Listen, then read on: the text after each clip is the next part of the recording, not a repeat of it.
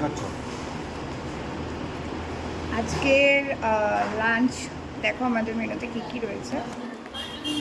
এটা কি বলে এটাকে? ভাজি পাও।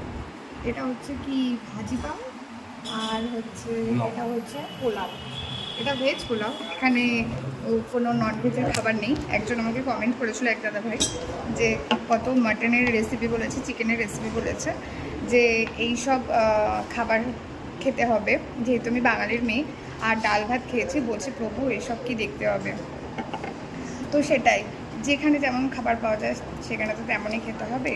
আর বাড়িতে তো কিনে তো করে বানানো হয়, কিন্তু এখানকার রেস্টুরেন্টে তো এমনই পাওয়া যায় দাদা ভাই। তাই তোমার উদ্দেশ্যেই বলছি এইসবই খেতে হবে আমাদেরকে। তো আমার তো দুদিন ছুটি আছে আজকে, কেননা রামের দুদিন ছুটি, তাই আমাকে রান্নার দিক থেকেও ছুটি দিয়েছে যতটা পারছি। তো ওই জন্য লাঞ্চে আমরা এটা করে নিই।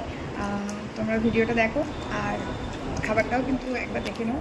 রাম তো অলরেডি খাওয়া শুরু করে দিয়েছে। ওকে, বাই।